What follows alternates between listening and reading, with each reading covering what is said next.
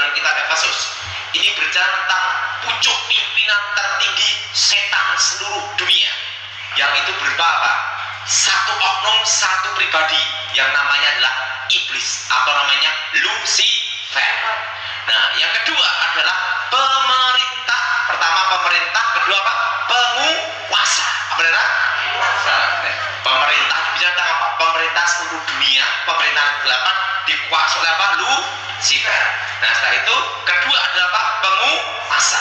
Nah, penguasa ini adalah setingkat jenderal. Setingkat apa benar? Setingkat jenderal. Nah, setiap negara itu ada jenderal setan. Nah, di Indonesia itu ada jenderal setannya. Itu di pantai Laut Selatan, Nyai Roro Kidul. Nah, dan setiap jenderal, setiap negara itu beda-beda. Karena semua okultisme tergantung budaya, kepercayaan setempat, dan pengultusan setempat. Nah, sisi dari legenda.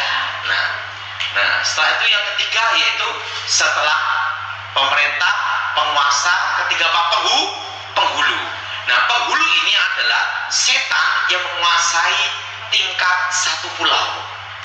Nah, makanya setan yang ada di Jawa kalau dibawa jimat yang ada di Kalimantan ilmunya berkurang, tinggal 5%.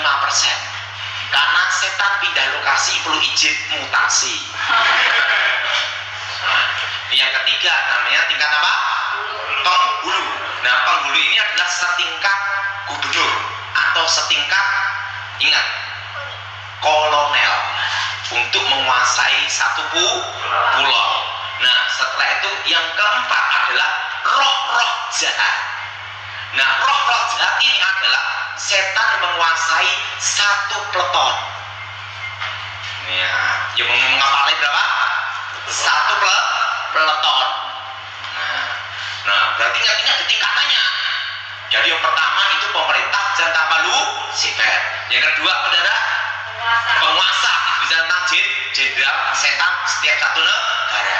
Yang ketiga adalah penghulu, itu setingkat kolonel atau gubernur. Jelas? Nah, yang keempat apa saudara? Roh-roh jahat. Itu setan yang menguasai, ingat ya, yang menguasai apa saudara? Satu peleton. Nah, yang paling rendah itu yang menguasai satu regu, namanya jin. Jadi yang namanya jin itu adalah tingkat setan yang paling rendah. Nah, jin ini yang biasanya disebut penunggu rumah, atau yang menjaga harta karun, atau menjaga gua atau pohon. Nah, ini mengepalai satu regu. Jadi ada ininya, ada pangkat-pangkatnya ini semua. Jadi setan itu ada suatu tatanan hierarki yang sangat tertata rapi. Nah, tidak mungkin yang tingkat roh jahat langsung ke Lucifer. Harus ada protapnya juga, prosedur tetapnya juga. Untuk menemui Lucifer itu ada aturannya semua. Karena ingat, pemimpin tertinggi. Nah, ya, tapi hari ini kita bahas tentang pemimpin tertinggi dunia ke-8, yaitu Lucifer. Ngomong sama sebelahnya, kamu bukan iblis. Jadi kita bahas dulu yang pertama adalah apa? Tingkat paling tinggi. Nah, kitab Yesaya pasal 14 ayat 12 sampai dengan 17. Saudara yang ganjil, saya yang genap. Wah, engkau sudah jatuh dari langit, hai bintang timur putra fajar. Engkau sudah dipecahkan dan jatuh ke bumi, hai yang mengalahkan bangsa-bangsa. Ayat 13 sudah baca. Engkau yang tadinya berkata dalam hatimu, aku hendak naik ke langit, aku hendak mendirikan tahtaku mengatasi bintang-bintang Allah, dan aku hendak duduk di atas bukit pertemuan jauh di sebelah utara. Aku hendak naik mengatasi ketinggian awan-awan, hendak menyamai yang maha tinggi. Sebaliknya ke dalam dunia orang mati engkau diturunkan, ke tempat yang paling dalam liang kubur. Orang-orang yang melihat engkau akan memperhatikan dan mengamati engkau, katanya, inikah dia telah membuat bumi gemetar, dia telah membuat kerajaan-kerajaan bergoncang.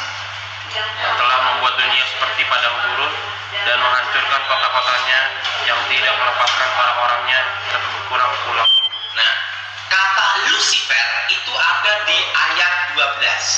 itu dalam versi King James, dan dalam bahasa aslinya itu hail artinya pantulannya atau sering disebut namanya suara cahaya. Apa saudara? Suara apa? Suara cahaya atau pantulannya. Dan secara astronomi itu disebut namanya planet Venus.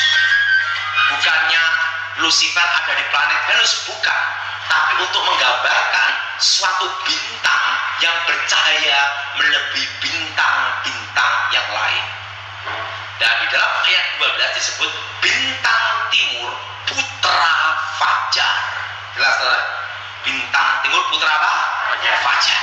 Nah, sebelum Elohim Allah menciptakan manusia, yang paling awal Tuhan menciptakan malaikat. Malaikat yang diciptakan Tuhan berlaksa-laksa, beribu-ribu laksa, berpuluh-ribu laksa, berlaksa-laksa. Kalau dihitung itu triliun. Diciptalah malaikat yang terkuat, yang pertama, yang bernama Mikael. Siapa saudara? Nah, jenderalnya tuh. Yang kedua adalah Gabriel. Gabriel, penghulu para malaikat. Nah, yang ketiga diciptakan dengan badai nyala api. Dengan apa saudara? Dengan badai nyala api, suara cahaya. Nah, mari kita buka dalam kitab Ibrani. Ibrani pasal 1 ayat 7. Dan tentang malaikat-malaikatnya ia berkata, yang membuat malaikat-malaikatnya menjadi apa saudara?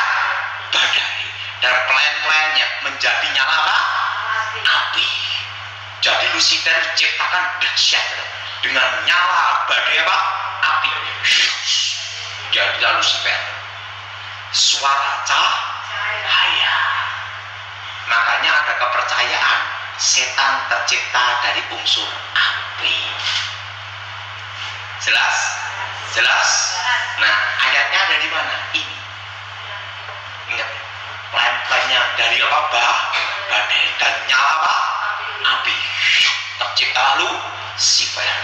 Nah, Lucifer diciptakan lebih hebat, lebih dahsyat, melebihi semua malaikat yang lain.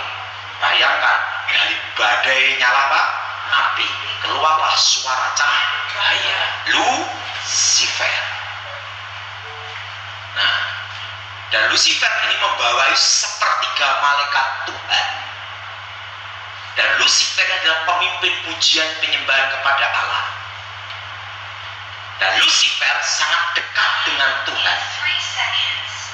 Karena dekat dengan Tuhan, secara otomatis Lucifer banyak tahu rahasia tentang Tuhan. Seorang guru tidak akan memberikan muridnya 100%, maksimal 80%. Jaga-jaga murid murtad disikat. Jadi ingat, karena tahu banyak rahasia tentang Tuhan, Lucifer ingin menjadi apa? Ibaratnya pecah kongsi. Nah, karena tahu banyak rahasia. Nah, tapi kan Tuhan tidak akan memberikan rahasianya 100%, maksimal 80%. Dan 20% itu adalah ilmu pamungkas. Nah, terjadilah pemberontakan di surga. Lucifer merencanakan apa saudara? Dan ingin menjadi Tuhan, merencanakan mengkudeta melawan Tuhan. Yang berpihak pada Tuhan 2/3, yang melawan Tuhan 1/3. Ingat, malaikat dari badai nyala api. Nah, dosa yang pertama kali terjadi bukan di bumi, tapi di surga. Terjadilah pertempuran di surga. Tuhan Maha Kuasa, Lucifer kalah, dibuang ke bumi. Bumi dikuasai kegelapan. Nah, itu ada di ayat mana? Kitab Kejadian pasal 1 ayat 1.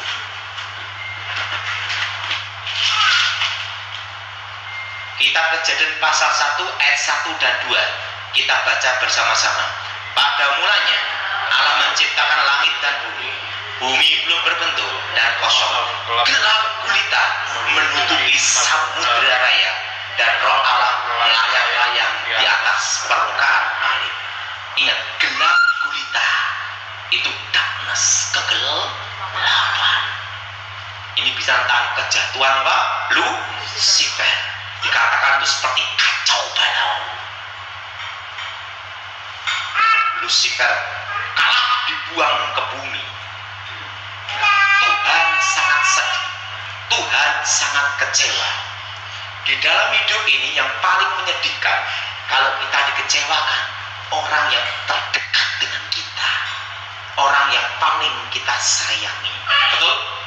Betul? Demikian Tuhan. Tuhan sangat sedih dengan pemberontakan Lucifer. Tuhan sangat kecewa dengan pemberontakan Lucifer. Tapi Tuhan perlu teman untuk bicara. Tuhan perlu teman untuk ngobrol. Kalau saudara anak SMA, minimal punya teman tuh SMP. Betul? Betul? Kalau saudara dosen, minimal temannya mahasiswa. Tidak mungkin profesor, doktor, karburator, botak bocor temannya anak TK. Tidak mungkin, betul? Nah, Lucifer diciptakan lebih mulia, lebih malaikat-malaikat yang lain. Untuk menggantikan posisi Lucifer, harus diciptakan yang lebih mulia.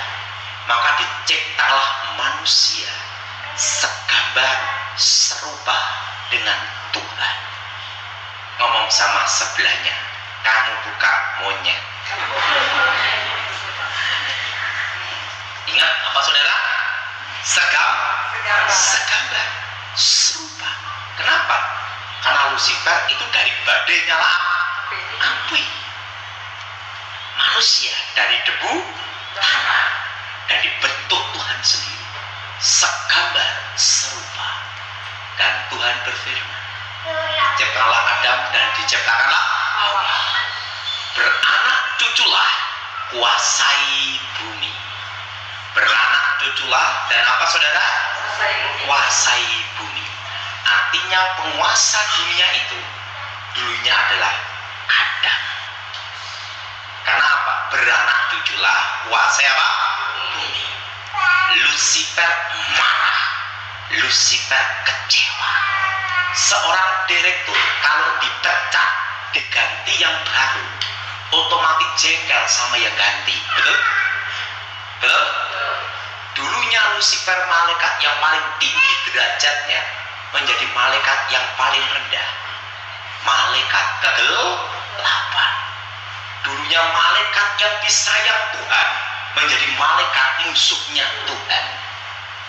Dulunya malaikat yang sangat disayang menjadi musuhnya Tuhan. Dia marah. Siapa yang ganti dia? Yang ganti dia manusia. Itulah alasannya kenapa setan menggoda manusia. Tidak ada setan goda kambing. Selalu manusia terus yang digoda. Nah, di antara semua binatang di darat yang cerdik adalah ular, maka dipakailah ular. Dan iblis berkata, kalau engkau makan buah itu, engkau jadi seperti Allah, tahu yang baik, tahu yang jahat. Adam dan Hawa jatuh ke dalam dosa, dan yang jadi penguasa dunia ganti Lucifer. Maka penguasa dunia ini sementara waktu seizin Tuhan adalah iblis. Kenapa? Karena Adam berhasil digoda oleh Lucifer. Jelas? Dan suatu kebanggaan bagi Lucifer bisa menjatuhkan manusia, hewan yang pertama kali dipakai menjadi lambangnya dia di dunia, yaitu ular. Makanya semua ritual okultisme, mistik, kuasa gelap, seluruh dunia, semua aliran itu selalu ular. Kenapa ular? Karena binatang yang berhasil dipakai Lucifer untuk menjatuhkan manusia, penguasa dunia. Itu suatu kebanggaan. Jelas saudara? Makanya kalau ritual-ritual puasa selalu semua berhubungan ular. Dan ular yang lebih gede lagi naga. Ular sama naga bedanya apa? Kalau naga itu ular paling tua. Jelas? Kalau ular itu masih ular belum tua. Ular paling tua itu naga. Nah, karena berhasil menjatuh. Ingat, seorang penipu pasti lebih pandai satu tingkat dengan yang ditipu. Buktinya bisa ketipu, betul? Betul? Nah, karena berhasil menipu dengan cara pakai ular, maka kebanggaan iblis di seluruh dunia, dia pakai apa? Lambang apa? Ular. Jelas? Itu lambang bagaimana dia berhasil menjatuhkan manusia. Nah, saudara, yang jadi pertanyaan, kenapa manusia diampuni, setan tidak? Ini yang protes manusia. Karena waktu seminar yang tanya manusia. Tuhan itu kan adil. Kenapa manusia diampuni, setan tidak? Manusia diberi kesempatan pengampunan, setan tidak. Kenapa? Iblis mengkudeta Tuhan, merencanakan keinginan melawan mengkudeta Tuhan. Beda dengan manusia. Manusia tidak merencanakan pemberontakan. Manusia tidak ada keinginan melawan Tuhan. Tapi manusia digoda setan untuk melawan Tuhan. Kasus pembunuhan berencana, maksimal mati, minimal seumur hidup. Betul? Pembunuhan tidak berencana itu ada keringanan. Betul? Apalagi bunuh orang gila bebas, karena hakim tidak bisa ngadili orang gila.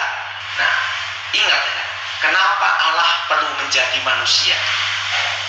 Karena tidak ada yang lebih mulia melebihi manusia kecuali Allah sendiri.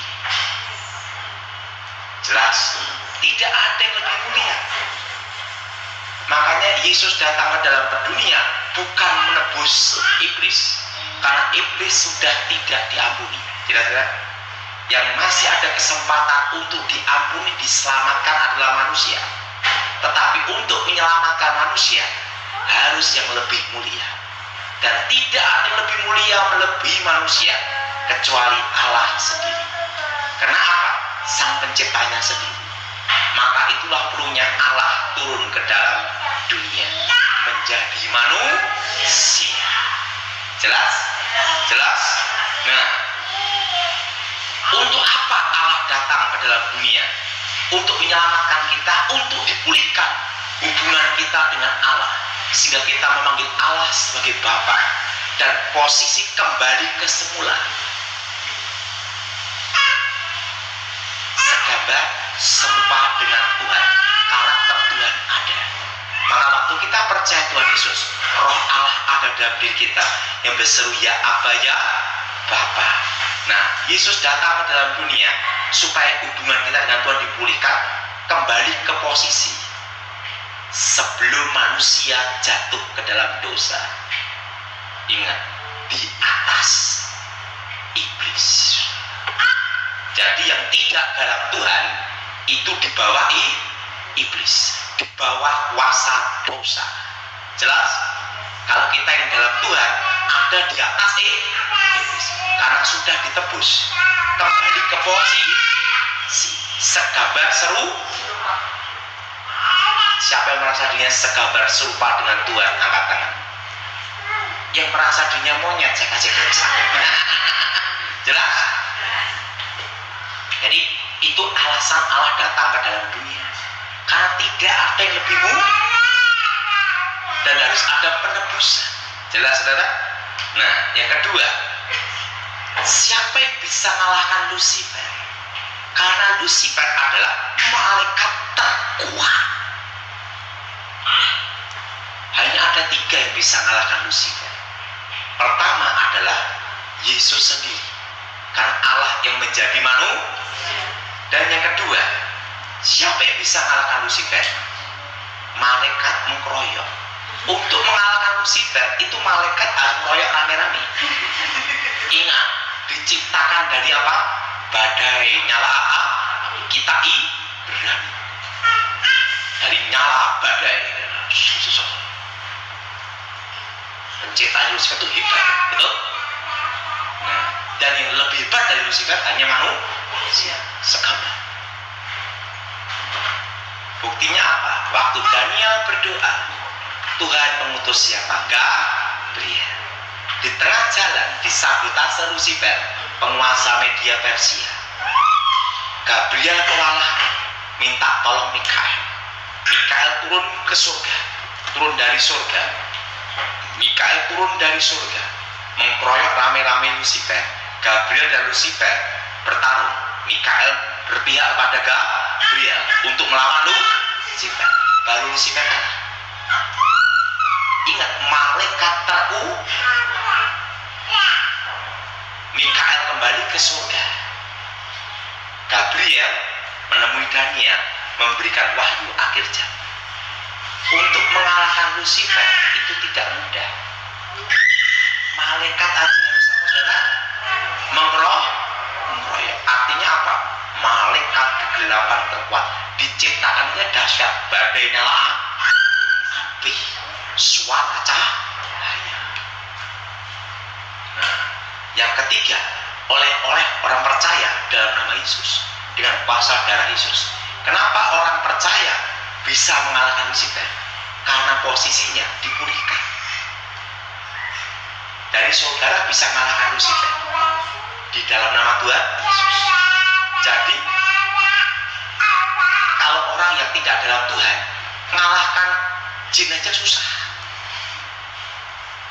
Tapi kita anak Tuhan bisa mengalahkan Lucifer di atasnya jin.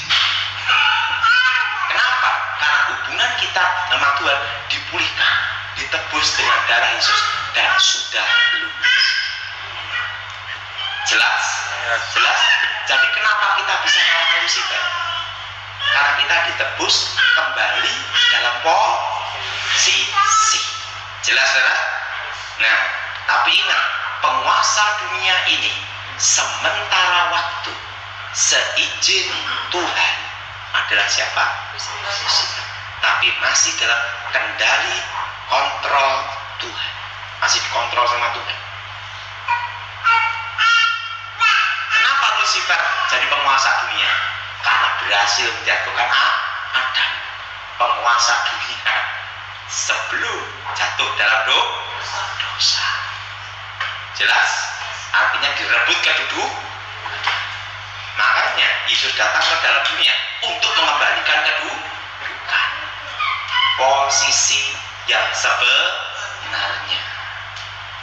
Nah, makanya dalam Alkitab dikatakan orang-orang percaya, mereka yang diselamatkan, dilayani oleh malaikat-malaikat.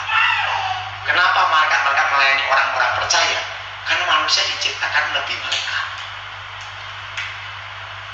Ingat, dahsyat, dibentuk Tuhan segam, seru, jelas. Nah, banyak kasus-kasus kerasukan itu ngakunya Lucifer. Tapi kalau itu Lucifer sendiri, itu ada cirinya. Kenapa saya bisa tahu tentang Lucifer? Karena saya pernah ketemu dia. Yang tahu tentang setan adalah bekasnya setan. Waktu saya belum bertobat, guru saya berkata, untuk menguasai ilmu terakhir membelah dunia, kamu jaga, kamu harus ketemu satu guru, namanya pangeran, sumber dari semua ilmu gaib, mistik, okultisme. Saya tanya sama guru saya, lah bagaimana cari sang pangeran? Kan bingung nyarinya di mana? Kamu tidak perlu nyari, kita yang akan mengundang untuk datang, untuk menguasai ilmu terakhir, pamungkas jagat, membelah dunia. waktu akan berhenti. Berhenti, Pak. Ingat, penguasa waktu. Di situ guru saya beritahu saya ada dua, terang dan gelap. Penguasa waktu terang yaitu adalah Tuhan, betul. Penguasa kegelapan waktu adalah waktu kegelap, Lucifer. Dan lawan dari Tuhan adalah iblis. Nah, waktu itu langsung baca mantra, tenaga dalam usaha disalurkan ke tubuh saya. Tiba-tiba awan gelap langsung jadi kayak gurita bentuk gini, langsung jadi halilintar untuk angin gempa. Jadi kalau Lucifer datang itu ada cirinya, alam bereaksi. Pak saudara, kedatangan malaikat terkuat. Tiba-tiba lihat satu sosok tingginya 3 meter, rambutnya silver perak, dan wajahnya tampan melebihi Elvis Presley. Anak muda, bentuk wajahnya ini tatahan es, tidak ada tubuh, tembus pandang transparan, dan matanya sinar kayak berlian, dan bumi berputar di dalam matanya. Ingat, penguasa kegelapan terkuat, bumi berputar di dalam matanya. Jubahnya silver perak, putih berkilau, dan bentuk sepatunya itu bukan sepatu kulit kayak kita, itu kasut model gini. Saya tidak bisa lupa itu. Dan terbuat dari emas murni. Hermes kalah.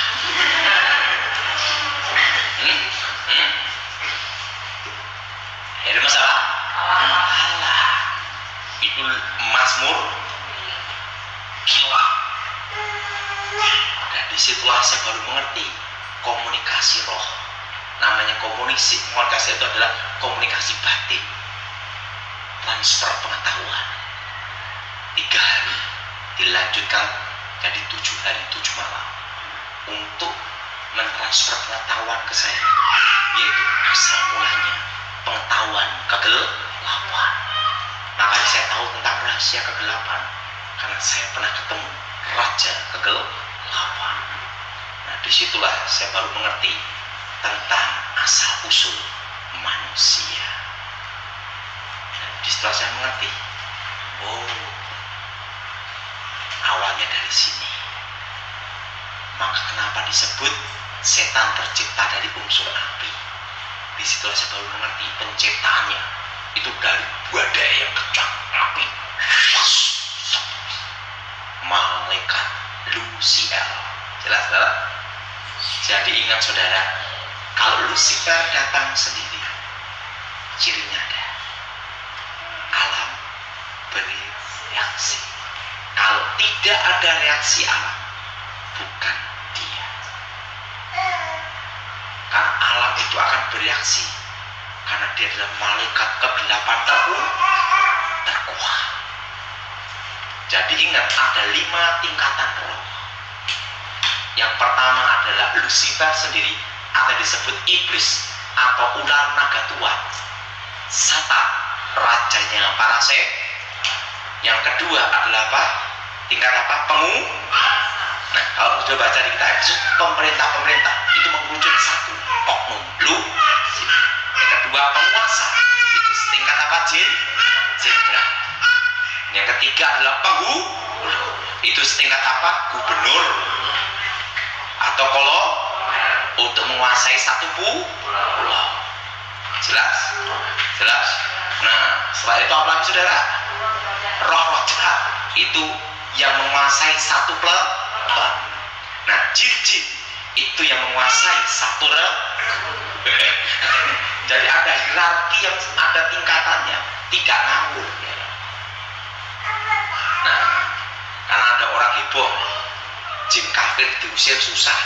Baru jin kafir susah, belum yang tingkat Lucifer, betul? Belum tingkat roh jahat, belum tingkat penghulu. Jin itu adalah setan yang pangkat paling rendah. Dan jin inilah yang sering disebut penunggu harta karun, penunggu gua keramat, jelas, penunggu kuburan, atau juga penunggu rumah. Tapi tidak semua rumah ada jinnya, tidak. Kalau kita rumah orang Kristen ada malaikat, malaikat Tuhan berkemah. Ingat, malaikat dan setan tidak bisa reuni, jelas. Jadi ingat, jadi saudara udah paham ngerti ini? Jadi ngerti? Jadi kalau yang sering setan yang jaga di kebun, di pohon besar, di gua, di harta karun, di sungai, itu tingkat apa? Itu tingkat apa? Jin. Nah, jinnya pun juga ingat, regu itu menguasai berapa? 10 roh. Berapa sudah? Nah, kalau peleton itu 30. Tingkatnya udah beda lagi. Dan ingat, itu hierarki. Tidak bisa sembarangan jin langsung menghadap Lucifer, tidak bisa. Ada protapnya, prosedur tetap. Harus mau menghadap ini harus ini dulu, melewati ini dulu. Makanya kalau orang mau belajar kuasa gelap, itu ada tingkatannya. Tingkat dasar dia belajar dulu pakai kuasa gelap tingkat apa? Jin dulu. Setelah dia belajar betapa lagi baru tingkat apa? Roh. Tingkat beton. Nah, setelah itu tingkat apa? Penghulu. Nah, setelah itu tingkat apa? Penguasa. Nah, tingkat Lucifer, wah, udah susah lagi. Tingkatannya udah tinggi. Nah, jadi itu ada hierarki. Nah, kalau jin kafir paling rendah, itu kerocok punya. Nah, jadi saudara mulai hari ini mengerti 5 tingkatan roh. Pada Alkitab kan 4. Nah, tapi di Alkitab lagi dalam perjanjian lama ada jin-jin kan gitu. Nah, itu tingkat yang paling rendah 5. Jadi 5 tingkatan. Yang paling bawah itu tingkat apa? Regu. Jelas? Jelas? Jelas? Nah, kalau yang dalam jimat-jimat itu tingkat apa? Maksimal peleton. Maksimal apa? Peleton. Nah, sampai penghulu bertapanya lain lagi, lebih tinggi lagi, susah lagi. Jadi sebenarnya tataran okultisme itu tergantung tingkat di mana dia ketemu rohnya itu angkat apa. Karena dia kalau ketemu tingkat jin dia menguasai 1 regu. Kalau legion itu tingkat apa? Tingkat apa? Penghulu. Sampai mau jadi tingkat penguasa. Kalau legion udah mau tingkat penguasa. Tingkat apa? Mau apa? Penguasa. Hampir mau ke tingkat penguasa. Jadi mulai saudara mengerti siapa lawan saudara. Jadi setan tidak akan menolong saudara karena dia tahu tidak diampuni. Dan yang ketiga, kenapa perlu diciptakan langit yang baru dan bumi yang baru? Ikutnya semua. Langit yang sekarang ini akan lenyap. Bumi yang sekarang ini akan lenyap. Tuhan akan ciptakan langit yang baru dan bumi yang baru, Yerusalem baru. Kenapa? Karena langit yang sekarang ini ada dosa. Dosa apa? Pemberontakan Lucifer. Dan bumi yang sekarang ini ada dosa. Dosa apa? Pemberontakan manusia. Bahkan sekarang setan protes, ada manusia yang lebih jahat dari setan. Betul? Betul? Betul? Nah, makanya Tuhan itu kudus, suci, tanpa noda, tanpa celah. Maka perlu diciptakan langit yang baru, bumi yang baru, Yerusalem baru. Karena Tuhan itu kudus, tanpa celah, noda, dan dosa. Maka perlu adanya penciptaan baru. Udah ngerti? Ngerti? Jadi ingat, dukun itu kebanyakan maksimal tingkat apa? Tingkat penghulu. Kalau sudah sampai tingkat penguasa, itu udah jangan. Apalagi tingkat lu, jangkauannya panjang. Oke, saya rasa ada yang mau tanya, 3 orang silahkan. Ketika Tuhan mau kasih petunjuk bersama Daniel, kan Tuhan kirim Gabriel ya. Apakah sama setiap kita juga kalau Tuhan mau kasih itu tetap ada iblis yang menghalangi? Iya pasti. Selalu ada. Makanya ada doa apa? Tuhan mengasih berkat ke kita, tapi penguasa kegelapan mencegah. Makanya kita perlu doa terus. Kita ada doa peperangan sampai doa itu terjawab, berkat itu nyampe. Lagi?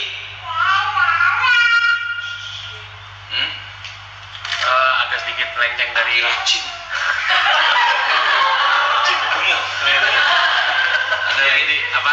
Agak sedikit berbeda pertanyaan Pak, cuman saya mau nanya karena Coba lanjut, cepat. ya jadi intinya tuh kalau misalnya seseorang itu kita pengen tahu ini orang tuh kemasukan roh jahat tuh gimana, karena maksudnya kita kan jadi masalah seringkali bingung ngebedainnya gitu antara ini orang iya. Terus kalaupun sampai udah termasuk kita tuh dia misalnya nggak tahu harus keluarnya gimana Pak? Arahnya ngerti. Kalau orang itu kerasukan ada cirinya, mata terbuka. Kalau mata tertutup gini-gini ya, itu stres. Berarti masih ada dampak keji, kulitnya mati rasa, pegangnya sininya. Oh gini, aduh, stres. Nah, ketiga, suara berubah. Keempat, kekuatan 10 kali lipat lebih manusia biar. Yang kelima, sininya berdiri semua bunyi, kecuali rambutnya. Itu cirinya orang keras. Nah, sebenarnya dalam kerasukan itu ada 3 tingkatan juga. Nanti lain waktu baru saya bahas. Dipengaruhi, dikuasai, setelah itu dirasuk. Jadi di dalam kasus pelepasan itu ada 3. Tahap pertama adalah dipengaruhi. Setelah itu apa? Dikuasai. Setelah itu ketiga dirasuk. Dan penanganannya itu beda-beda. Dipengaruhi, contohnya apa? Orang kena guna-guna. Dikuasai, karakternya dirusak setan jadi jahat. Dirasuk, dikendalikan setan sepenuhnya, tidak sadar. Ada 3 tingkatan. Oke, lanjut. Sekali lagi. Kan tadi kalau dari alam kreasi Pak. Nah, di bawahnya pikiran Pak itu Pak. Nah, gimana caranya niat kerasukan? Ini kerasukan yang level mana? Kelihatan. Variasinya beda-beda. Beda-beda. Kalau Nyeroro Kidul pun jenderal setan pun tetap reaksinya beda. Tetap ada reaksi alam. Pokoknya udah tingkat penguasa, tingkat penghulu, pasti ada reaksi alam. Tapi kalau tingkat roh jahat sama tingkat jin itu tidak ada reaksi alam. Beda.